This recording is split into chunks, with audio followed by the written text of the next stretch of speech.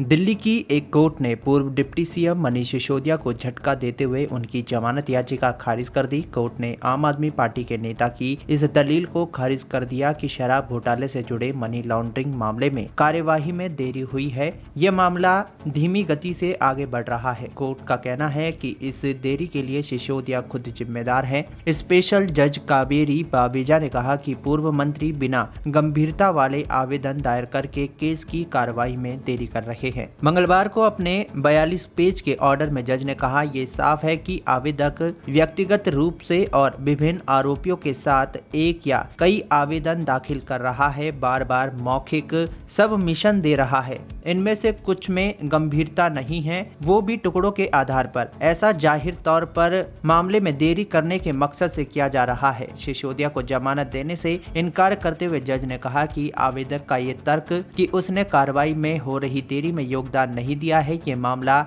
धीमी गति से आगे बढ़ रहा है, इस दलील को नहीं माना जा सकता।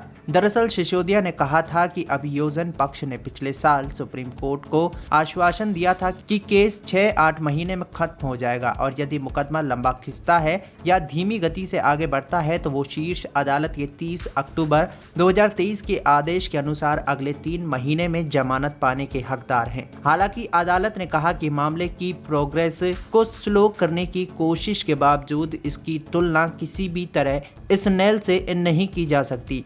कोर्ट ने आदेश में कहा कि मामले की प्रगति में हुई तथा कथित देरी के लिए साफ तौर से आवेदक जिम्मेदार है। कोर्ट ने 13 महीने जेल में रहने के बाद रिहा हुए सह आरोपी बेनॉय बाबू के साथ समानता की मांग करने वाली सिसोदिया की दलील को भी खारिज कर दिया और कहा कि उनके खिलाफ आरोपों की प्रकृति में अंतर है। सिसोदिया की इस दलील को भी कोर्ट ने खारिज कर दिया कि उन्हें अपनी पत्नी की हेल्थ कंडीशन के कारण जमानत पर रिहा किया जाना चाहिए। कोर्ट ने कहा कि उनकी याचिका में उनकी रिहाई के लिए किसी भी मेडिकल इमरजेंसी या मेडिकल कंडीशन का हवाला नहीं दिया गया है। जज ने कहा, आवेदक ने अपनी याचिका में कहा है कि परिवार में पत्नी का सपोर्ट करने के लिए उसके अलावा और कोई नहीं। ये तथ्यात्मक रूप से गलत है क्योंकि आवेदक का एक बेटा है जो उसकी पत्नी की देखभाल कर सकता है।